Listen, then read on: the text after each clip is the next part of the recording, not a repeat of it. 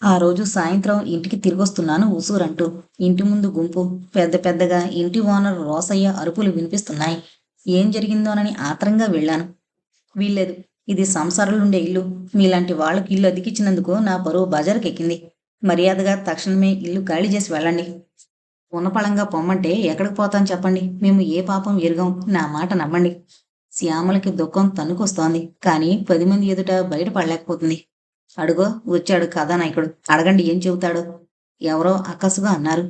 ఏమబ్బాయ్, నువ్వేదో మంచివాడువని ఇల్లు అద్దెకిచ్చాను. ఇదా నువ్వు చేసే నిర్వాకం? రోసయ్య గొంతు చించుకుని అరుస్తున్నాడు. అనవసరంగా ఆవేశపడకండి. అసలేం జరిగింది?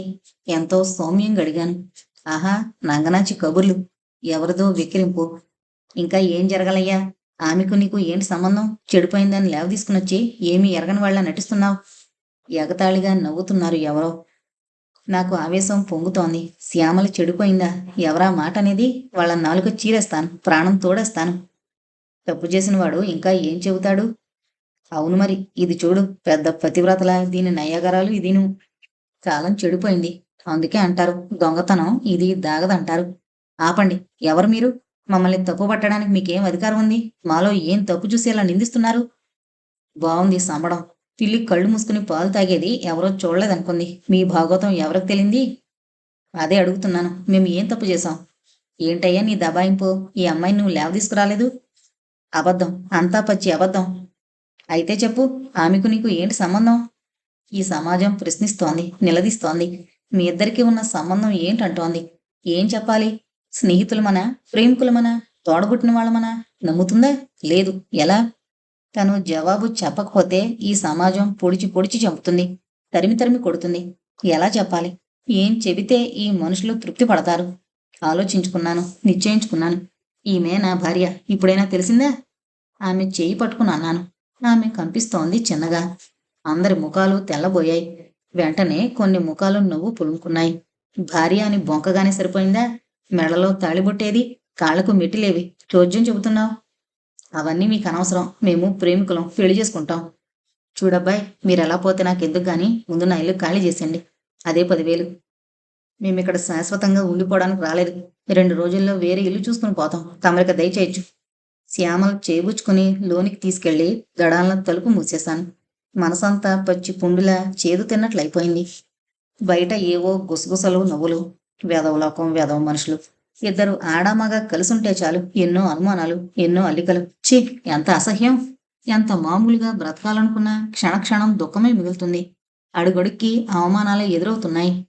శ్యామల మంచం మీద పడి రోదిస్తోంది. ఎలా ఓదార్చేది? ఏమని చెప్పేది? నెమ్మదిగా ఆమె వద్దకు చేరాను. శ్యాము, నన్ను క్షమించు. నీ మనసు తెలుసుకోకుండా నోరు జారాను. ఆ పరిస్థితుల్లో అంతకన్నా మార్గం దొరకలేదు. లేదు. అందుకు నేను బాధపడ్డం లేదు. ఈ చిచ్చు రేపింది వాడే. వాడు మళ్ళీ వచ్చాడా? నా కనుబొమ్మలు ముడిపడ్డాయి. నువ్వొచ్చే ముందుగానే వెళ్ళాడు. చేయవలసిందంతా చేశాడు. నిప్పు రాజేసి వెళ్ళిపోయాడు. వాడు మనల్ని వదిలేటట్టు లేడు. రాస్కెల్. పిరికి పందలా నా కంటపడకుండా దాటుకుపోయాడు. ఏదో ఒక రోజున వాడికి నా చేతిలో చావు రాసింది. అందుకే ఇలా చేస్తున్నాడు. ఊరుకో. వాడింతకన్నా మనల్ని ఏమీ చేయలేడు. మనం పవిత్రులం. తప్పు చేయనంతకాలం ఎవరికీ తలొంచాల్సిన పనిలేదు. ఈ ఊరు కాకపోతే మరొకూరు. నీకేం భయం లేదు. నేనున్నాను. నరసయ్య వచ్చాడు. జరిగింది తెలుసుకుని బాధపడ్డాడు. బాబూ, నేనొక మాట అడుగుతాను. ఏమీ అనుకోవు కదూ? సందేహం ఎందుకు? అడుగు తాత. నీ దగ్గర ఏమీ దాచను. మీరంత నిజాయితీగా ఉన్నా ఈ లోకం ఊరుకోదు బాబు. నాకు తెలుసు మీరు మంచివాళ్లే. కానీ ఈ లోకానికి ఎలా తెలుస్తుంది? అదుగో పులి అంటే ఇదిగో తోక అంటుంది. కలిసుంటున్నారు. ఒకరంటే ఒకరు ఇష్టపడుతున్నారు. అందుకని. అర్థమైంది తాత. కానీ పరిస్థితులు ఎప్పటికప్పుడు వేధించుకుని తింటున్నాయి. ఆ విషయాన్ని గురించి ఆలోచించే వ్యవధి దొరకడం లేదు. ముందుగా నేను ఉద్యోగం సంపాదించుకోవాలి. ఆ తర్వాతే ఏదైనా. పరిస్థితులు ఎప్పుడూ ఉండేవే. మనలాంటి వాళ్ళ సమస్యలకు అంతుండదు. ఒకదాని వెంట ఒకటి పుడుతూనే ఉంటాయి. ఇక ఉద్యోగం సంగతి అంటావా? అదెప్పుడు దొరుకుతుందో ఎవరూ ఊహించలేరు. అందాక ఇలాగే ఉంటే ఈ మనుషులు కళ్ళల్లో నిప్పులు పోసుకుంటారు. తోడుగా నేనుంటాను. ఆ కాస్త కనకదుర్గమ్మ ఎదుట జరిగిపోతే నిందించేందుకు ఎవరికీ ఆస్కారం ఉండదు. నరసయ్య మమ్మల్ని పెళ్లి చేసుకోమంటున్నాడు. పెళ్ళా? పెళ్ళంటే మాటలా? బ్యాండు మేళాలు, బంధుమిత్రులు, పిండి వంటలు ఇవన్నీ ఎక్కడవి? తనకు కనీసం తాళిబొట్టైనా కొనేందుకు శక్తి లేదే. మరి ఎలా చేసుకుంటాడు పెళ్ళి? శ్యామల ఉద్దేశమేమిటి? తనను పెళ్లాడ్డానికి ఆమెకు సమ్మతమేనా? ఇలా అడిగినందుకు నొచ్చుకోదు కదూ. ముందు శ్యామల అభిప్రాయం తెలుసుకోవాలి. అందాక తను నిర్ణయానికి రాకూడదు. ఆమె ఆడది. ఆడ మనసులో ఎన్నో ఊహలు, ఆశలు. తనలో ఏం చూసుకుని అంగీకరిస్తుంది? మంచి ఉద్యోగమన్నా లేదే. శ్యాము, నేనంటే నీకిష్టమేనా అని ఎలా అడిగేది? ఒకవేళ ఆమెకిష్టం లేకపోతే ఎలా చెబుతుంది? ఇరుకున పెట్టిన వాడినవుతాను. మరి ఈ సమస్య తేలేదా? శ్యామల అభిప్రాయం తెలిసేదెలా? ఎవరి ద్వారా తెలుస్తోంది? పోనీ నరసయ్యను అడగమంటే? ఉహుం, ఏం బాగోదు. ధైర్యం చేసి తానే అడగాలి. ఇష్టమైతే ఇద్దరం ఒకటి కావాలి. నిందించేందుకు, అవమానపరిచేందుకు ఎవరికీ ఆస్కారం ఉండకూడదు. అడగాలని నిశ్చయించుకున్నాను. కానీ ఇంతలో నరసయ్య నవ్వుకుంటూ ఇంట్లోంచి వచ్చాడు. ఇహ నీదే బాబు ఆలస్యం. ఆయమ్మకు మీరంటే ఎంతో ఇష్టం. ఆడపిల్ల కాబట్టి ఇన్నాళ్ళు చెప్పలేకపోయింది. నరసయ్య మాటలు అమృత వీచికలా సోకాయి. ఇంత త్వరగా ఈ సమస్య తేలుతుందనుకోలేదు. శ్యామలకిష్టమే ఈ పెళ్లి. ఆ మాట వింటూనే నాలో నూతనోత్సాహం పెళ్ళుబికింది. పొద్దున్నే వస్తాను బాబు, తయారుగా ఉండండి. నవ్వుకుంటూ వెళ్ళిపోయాడు నరసయ్య. ఆనందం పట్టలేకున్నాను. మెల్లిగా శ్యామల గదిలోకి వెళ్ళాను. నన్ను చూసి సిగ్గుతో వాలిపోయాయి ఆమె కళ్ళు. శ్యాము, నేను విన్నది నిజమేనా? నా గొంతు నాకే కొత్తగా వినిపించింది. అవునన్నట్లు తల ఊపింది నెమ్మదిగా. "ఉహుం, అలా కాదు, నోటితో చెప్పాలి." చిలిపిగా చూశాను. ఆమె మరింత ముడుచుకుపోయింది. అలా జరిగితే నా అంత అదృష్టవంతురాలు మరొకరుండరు. కాదు, నేను అదృష్టవంతుణ్ణి. నీ వంటి అందాల రాణి జాబిలి కోన నా అర్ధాంగి కావడం ఏనాడో నేను చేసుకున్న పుణ్యఫలం. సంతోషంతో నన్ను పెనవేసుకుపోయింది. సిగ్గుతో మొగలా ముడిచుకుపోయి నా హృదయంలో తలదాచుకుంది. మరింత గట్టిగా పొదువుకున్నాను నాలో. మా పెళ్లి జరిగిపోయింది. ఏ ఆర్భాటమూ లేదు. సింపుల్, చాలా సింపుల్గా జరిగిపోయింది. నరసయ్య రూపాయిన్నరతో కొని తెచ్చిన మంగళసూత్రం శ్యామల మెడలో 3 ముళ్ళు వేశాను. అంతే, మా పెళ్లి జరిగిపోయింది. బంధువులు లేరు, నరసయ్య తప్ప. అగ్నిసాక్షిగా కాక అష్టదిక్పాలకుల సాక్షిగా కల్పవల్లి కనకదుర్గమ్మ పెద్ద ముత్తైదు ఎదుట జరిగిపోయింది. నా ఆనందం వర్ణనాతీతం. జీవితంలో అంతటి సంతోషాన్ని ఎప్పుడూ అనుభవించలేదు. బాబు, నేను పేదవాణ్ణి. ఇంతకన్నా ఏమీ ఇచ్చుకోలేను. మీరు కలకాలం సుఖంగా జీవించాలి. నరసయ్య నిండు మనసుతో దీవించాడు. ఓ 10 రూపాయలు చేతిలో పెట్టాడు. అప్రయత్నంగా మా కళ్ళు చెమ్మగిల్లాయి అతని అనురాగానికి. తాత, నీ మంచి మనసుతో మమ్మల్ని ఆశీర్వదించు. అతనికి పాదాభివందనం చేశాం. ఏదో అజ్ఞాత బంధం మమ్మల్ని కదిలించేస్తుంది. కొత్త దంపతులు ఈరోజు హాయిగా గడిపిరండి. ఎలాంటి శంకలు పెట్టుకోకండి. సంతోషంగా ఉండండి. ఈ క్షణాలు కరిగిపోతే మళ్ళీ రావు. మరి నేను వస్తాను. నరసయ్య వెళ్ళిపోయాడు తృప్తిగా. శ్యామల్ని చూశాను. ఆ కళ్ళల్లో నీరు. చలించిపోయాను. శ్యాము, ఇటువంటి సమయాల్లో కంటతడి పెట్టకూడదు. సున్నితంగా కళ్ళు తుడిచాను. కన్నీళ్లు కావండి, ఆనంద బాష్పాలు. ఒంటరిగా పుట్టి ఒంటరిదాన్నైన నన్ను ఎంతటి అదృష్టం వరించింది. మీ హృదయంలో చోటిచ్చారు. మీ దానిగా చేసుకున్నారు. మీరెంత మంచివారు. నా ఆనందం ఏమని వర్ణించేది. స్టాప్. పొగడతలతో కాలాన్ని కరిగించేస్తున్నాం. అవన్నీ తర్వాత. మరేం చెయ్యాలి? తమకు పాదపూజ చెయ్యాలా? తమకు మామగారన్నా లేరు. కాళ్ళు కడిగి కన్యాదానం చేయడానికి. ఈ జన్మకు సర్దుకోండి ఎలాగో. శ్యామల నవ్వింది కొంటిగా, హాయిగా. నేను శృతి కలిపాను. ఎన్నాళ్ళు ఈ చిలిపితనం ఏమైందో. ఈ రోజు కొరకు గుండెల్లో భద్రంగా దాచాను. మాటలు రావేమో అనుకున్నాను. పర్వాలేదు. మీరు మాత్రం తక్కువ. ఏమీ తెలియని అమాయకులు అనుకున్నాను. చాలా నేర్చుకున్నారు. సహవాస దోషం. చిలిపిగా కొంటిగా అలా మాట్లాడుకుంటుంటే చాలా బాగుంది. ఏదన్నా టిఫిన్ చేసి ఏదన్నా సినిమాకి వెళదాం. ఆ తర్వాత "ఉమ్, ఆ తర్వాత" రెట్టించింది. ఇప్పుడు చెప్పను. మరెప్పుడో, రాత్రికి. ఆమె మోములో గులాబీలు పూశాయి. అందంగా సిగ్గుపడ్డం కూడా ఒక కళే. అలా సిగ్గుపడ్డం అందమైన ఆడవాళ్లకే చేతనవుతుంది. 3 రాత్రుళ్ళు 3 క్షణాల్లా కరిగిపోయాయి తియ్యగా. ఆ అనుభవం, అనుభూతి ఏమని వర్ణించను. శ్యామల చాలా మారిపోయింది. కొత్త అందాలు సంతరించుకుంది. మునుపటి భయం, జంకు మటుమాయమైపోయాయి. హుందాగా, గంభీరంగా, చిలిపిగా ఎన్నో విధాలుగా కనిపించేది. రసస్పందన ఎరుగని నా హృదయం శ్యామల అనురాగ ధారతో చివురించింది. నా బ్రతుక్కే చైతన్యం వచ్చింది. మాతృప్రేమ, పితృవాత్సల్యం, సోదర మమకారం, ప్రియురాలి ప్రేమ, భార్య అనురాగం అన్నీ ఆమెలో చూడగలిగాను. ఆమె నా భార్య అయినందుకు సమస్త లోకాన్ని జయించినంతగా గర్వపడ్డాను. శ్యామల నా సొంతం. ఆమె హృదయం నాది. ఆమె ప్రేమ నాది. ఆమె నాది. ఈ భావం నన్ను మహా గర్వితుణ్ణి చేస్తోంది. ఈ లోకంలో మాకెవరూ లేరు. ఎవరికీ మా అవసరం లేదు. కానీ మాకొకరికొకరు కావాలి. మా శరీరాలు వేరైనా హృదయం ఒక్కటే. శ్వాస ఒక్కటే.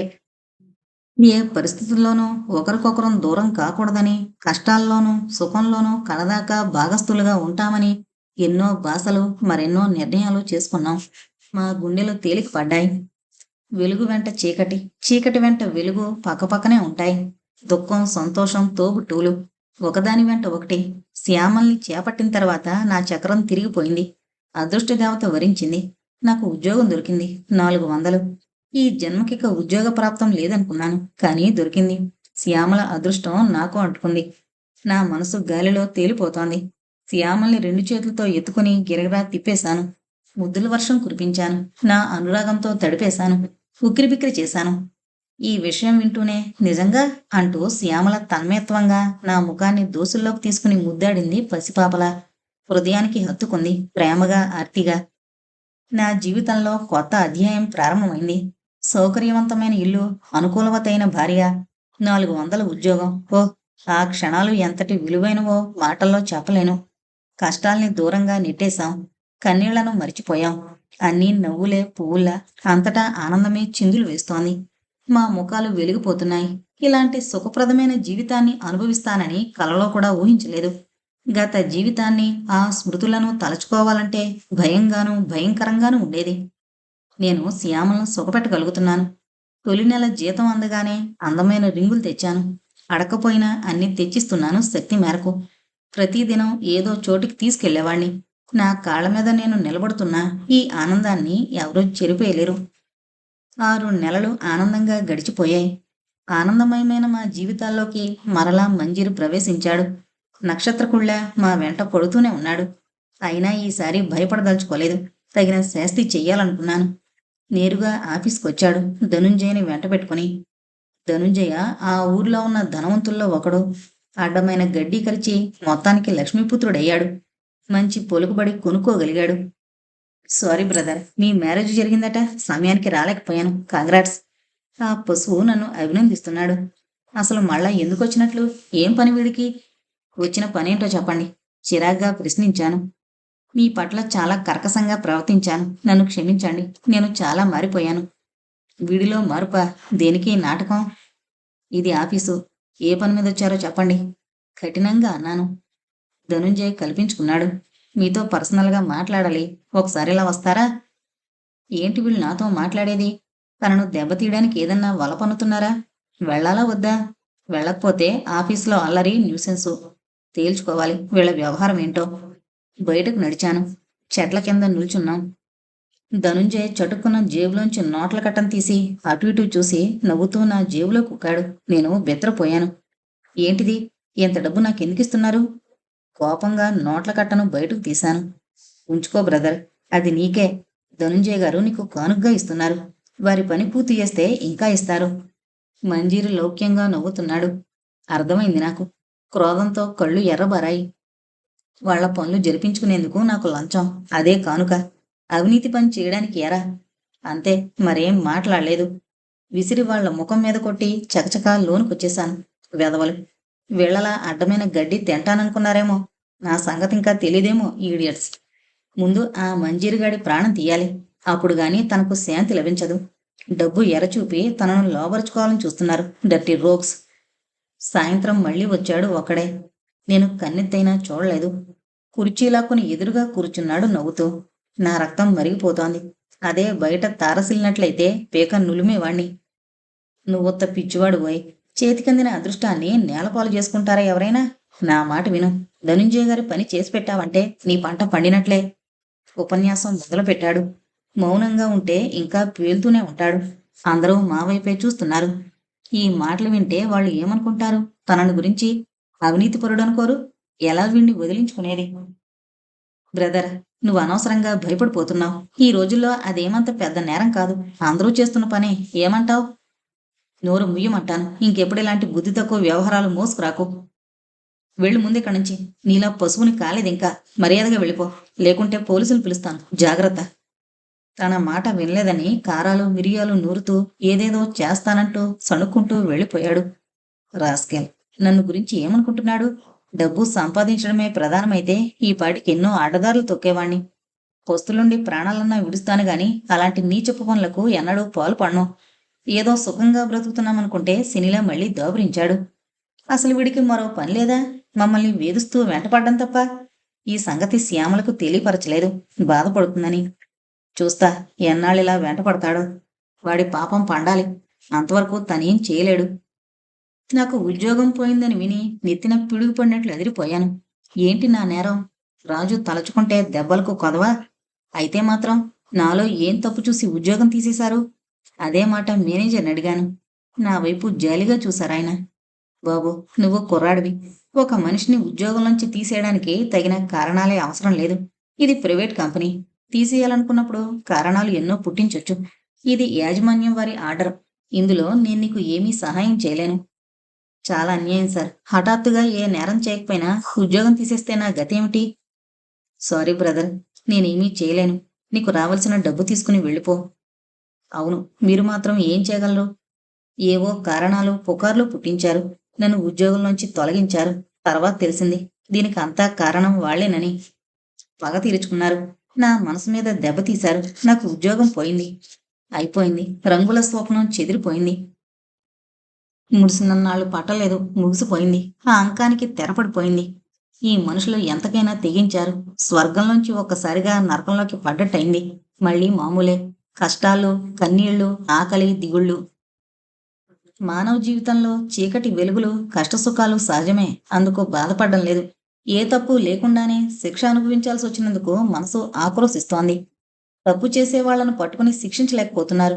నాలాంటి వాళ్ళకే అన్ని కష్టాలు, అవమానాలు. నా చిత్రకళ నాకు తప్పలేదు. మరో ఆలోచనలు లేకుండా బొమ్మలు గీస్తున్నాను. కష్టపడి చాలా గీశాను. అవి పట్టుకుని ఎన్నో పత్రికల వెంట, కంపెనీల వెంట తెగ తిరిగాను. ఎక్కడికి వెళ్ళినా చొక్కెదురే అవుతోంది. ఏ ధర్మాత్ముడైనా జాలిపడి తీసుకోబోయేసరికి ఎంతలో భూతంలా ఫోన్ మోగేది. ఆ తర్వాత ఆయన చిటపట్లాడిపోతూ వద్దు పో అని ముష్టివాణ్ణి కసురుకున్నట్లు కసురుకునేవాడు. అప్పటి నా మనస్థితి ఏమని చెప్పను? కష్టపడిన దానికి ప్రతిఫలం కోరుతున్నానే తప్ప నేనేం యాచించడం లేదే. ఎందుకలా చేదరించుకుంటారు? చిటపట్లాడిపోతారేం? నేనేం చేశాను వారిని? ఇలా చాలా చోట్ల జరిగింది. మొదట్లో తెల్లబోయేవాణ్ణి అర్థం కాక, తర్వాత తెలిసింది ఇదంతా వాళ్ల పనేనని. ఎందుకిలా కాల్చుకు తింటున్నారు? వాళ్ళ మాట కాదన్నందుకా, లేక తన నిజాయితీకి బహుమతా? ఓరి దేవుడా, ఎన్ని గారడీలు చేస్తున్నావయ్యా! నేను ఎంతో సహనాన్ని తెచ్చిపెట్టుకున్నాను. మొదటిసారి తెలిసింది సహనం ఇంత బరువుగా ఉంటుందని. కుక్కల్లా నా వెంట పడ్డారు. వాళ్ళ దృష్టి నుంచి తప్పించుకోలేకపోతున్నాను. ఏ పని దొరకనివ్వడం లేదు. ఏం చెయ్యాలి? ఎలా బ్రతకాలి? ప్రశ్నలు, అన్నీ ప్రశ్నలే. జవాబు లేదు వీటికి. ఈ సమయంలోనే శ్యామల గర్భవతి అయింది. నేను పెద్దగా ఆనందించలేకపోయాను. ఇద్దరమే బ్రతకలేకున్నాం. మూడో వ్యక్తిని సాకేదెలా? ఏం మిగిల్చానని ఈ భూమి మీదకు ఆహ్వానించేది? మా దరిద్రంలో భాగం తప్ప నేనేం మిగల్చలేదే. తను తండ్రి కాబోతున్నాడు. తన రక్తం పంచుకుని ఓ జీవి పుట్టబోతోంది. కొన్ని దినాల క్రితమైతే ఈ వార్త విని ఆనందించేవాడేమో. ఇప్పుడు ఎలాంటి చలనము, అనుభూతి లేదు, బాధ తప్ప. రేపటి గురించి దిగులు. జీవనాధారమైన చిత్రకళ కూడా మూలన పడింది. ఎవరికీ పనికి రాకుండా పోయింది. పోనీ ఈ ఊరు వదిలిపోతే అక్కడికి మాత్రం రారని ఎలా అనుకునేది? తమ జీవితాల్లో చివరిదాకా ఇంతేనేమో. కొన్ని సమయాల్లో నిస్పృహ చుట్టేసి విరక్తి కలిగేది. మరీ 2 రోజుల నుంచి కటిక దరిద్రం. గాలి నీరు ఉన్నాయి గాని అన్నం లేదు. సంపాదించుకునే మార్గాలు మూసుకుపోయాయి. తానంటే నీళ్లు తాగైనా భరిస్తాడు. శ్యామల గర్భవతి. ఆమెని ఎలా పోషించేది? తనెందుకింత అసమర్థుడైపోతున్నాడు? తను ప్రయత్నిస్తూనే ఉన్నాడు. రాహుకేతువుల్లా ధనుంజయ, మంజీర్ అడ్డు తగులుతున్నారు. మా శవాల్ని చూస్తేనే గాని వాళ్లకు తృప్తి కలగదేమో. మళ్ళీ నరసయ్య, అతని గుడిసె శరణ్యమైంది. ఆపదల్లో ఆదుకునేది అతడొక్కడే. నరసయ్యకు తోడుగా జట్కా తోలేదానికి వెళ్లేవాణ్ణి, ఊరికే కూర్చోలేక. ఎంత శ్రమించినా రోజుకు 5-6 కంటే ఎక్కువ వచ్చేవి కావు. దానిలోనే గుర్రానికి మేత, మిగిలిందాంతో మా కడుపులు నింపుకొని పోయే ప్రాణాన్ని నిలబెట్టుకుంటున్నాం. రోజులు దొర్లిపోతున్నాయి. శ్యామలకి నెలలు నిండుతున్నాయి. రేపో మాపో మరో జీవి మాతో కలవబోతున్నాడు. శ్యామల ఆరోగ్యం అంతంత మాత్రంగానే ఉంది. దిగుళ్లతో సరైన తిండి లేక చాలా చిక్కిపోయింది. ఆ పరిస్థితుల్లో శ్యామల్ని చూసి చాటుగా కంటతడి పెట్టుకునేవాణ్ణి. ఆమెను సుఖపెట్టలేకపోతున్నందుకు అమితంగా కుంగిపోయేవాణ్ణి. నేను ఎక్కడ బాధపడతానో అని తన ఎదుట నవ్వుతూ తిరిగేది. చాటుగా తను ఏడ్చేది. పిచ్చి శ్యామల ఆ మాత్రం అర్థం చేసుకోలేననుకుంది. శ్యామల నొప్పులు పడుతుంటే ఆ బాధ నేనే అనుభవించినట్లు ఫీల్ అయ్యాను. నా శ్యామలకేమీ కాకూడదని, సురక్షితంగా ఉండాలని శతకోటి దేవతలను వేడుకున్నాను. ఏవో పిచ్చి ఊహలు చుట్టుముట్టి ఆకులా అల్లాడిపోయేవాణ్ణి. నరసయ్య ధైర్యం చెబుతున్నాడు శ్యామలకేమీ కాదని. అతని నోటి పుణ్యాన నా శ్యామల సుఖంగా ప్రసవించింది. ఆడపిల్ల పుట్టింది. అచ్చు శ్యామల పోలికే. ఎన్నో బాధల్లో కూడా ఆ క్షణాన నిజంగానే ఆనందించాను. ప్రాణం కొద్దిగా తెరిపిన పడినట్లయింది. రాజీ పుట్టుకతో నాకు మళ్ళీ అదృష్టం పట్టుకుంది. అంధకారంలో ఆశాకిరణంలా ఒక వర్క్షాప్లో చిన్న జాబ్ దొరికింది నాకు. జీతం 80. పర్వాలేదు. ఆ మాత్రం ఆధారం దొరికితే నిలదొక్కుకోవచ్చు. అయితే మరో భయం పట్టుకుంది. వాళ్ళు ఈ ఉద్యోగం కూడా పీకేయించరు కదా. ఎన్నో కష్టాలు పడిన మీదట అపురూపంగా దొరికింది. ఇది కూడా పోతే ఎలా? అప్పుడప్పుడు ఈ ఊహ భయంకరంగా కనిపించేది. ఓ నెల గడిచింది. ఏం జరగలేదు. జరగకూడదనే భావిస్తున్నాను, ప్రార్థిస్తున్నాను. నరసయ్య గుడిసెలోంచి మకా మార్చేశాను. అక్కడ ఉండడం నామోషి అని కాదు. అసలే ఇరుకు. వర్షం వస్తే రాత్రంతా జాగరణే. అదీగాక చిన్నపిల్లతో శ్యామల అక్కడ చాలా ఇబ్బంది పడుతోంది. అందుకే వేరే ఉండాల్సొచ్చింది. కాలం కొద్దిగా సవ్యంగానే గడుస్తోంది. వర్క్షాప్లో పనెక్కువ. మడ్డి పని. తప్పని స్థితియే చెయ్యాల్సొస్తోంది. ఇది దొరకడమే గగనమైపోయింది. అందుకే ఒళ్ళు దాచుకోకుండా శ్రమిస్తున్నాను. నా శ్రమను గుర్తించారు. నా జీతం 100కు పెంచారు యజమానులు. కష్టపడితే ఎవరికైనా అన్నం దొరుకుతుంది. అయితే అలాంటి అవకాశాలు కూడా రావాలి. ఈ మధ్య రాజీతో మంచి కాలక్షేపం అవుతోంది. ఆ పాల బుగ్గలు, నిర్మలమైన బోసినవ్వులు, చీకు చింత, కపట కల్మషాలు ఎరుగని వయస్సు. అబ్బా! నేను కూడా ఉన్నట్లుండి పసిపాపనైపోతే నా ఊహలకు శ్యామల నవ్వేది. మీరిలా పసిపాపలైతే మేమంతా ఏం కాను? నువ్వు కూడా తోడుగా ఎంచక్కా ఆడుకోవచ్చు. బావున్నాయి మీ ఊహలు. ఇటివ్వండి పాలివ్వాలి. రాజీని తీసుకెళుతూ మురిపెంగా విసుక్కునేది. రోజు రోజుకు రాజీ మీద మమకారం పెరుగుతోంది నాకు. చిత్రం. ఒకప్పుడు ఈ బిడ్డ పుట్టకపోతే బాగుండు అనుకున్నాను. ఇప్పుడు రాజీని గుండెల మీద కూర్చోబెట్టుకుని హాయిగా ఆనందిస్తున్నాను. ఎన్ననుకున్నా రక్తస్పర్శ, ఆ మమకారం ఎలా పోతుంది? ఒక్కోసారి గతాన్ని నెమరు వేసుకుంటే చిత్రంగా అనిపిస్తోంది. శ్యామల ఆ రాత్రి తన వెంట రావడం, ఇద్దరం కలిసుండడం, పెళ్లి జరిగిపోవడం, తనకు ఉద్యోగం రావడం, పోవడం, శ్యామల తల్లి కావడం, తనకు కూతురు పుట్టడం అంతా విచిత్రంగా అనిపిస్తోంది. ఈ జీవితం ఇంకెన్ని మలుపులు తిరగాలో, ఎన్ని ఆటుపోట్లకు గురి కావాలో ఎవరు చెప్పగలరు?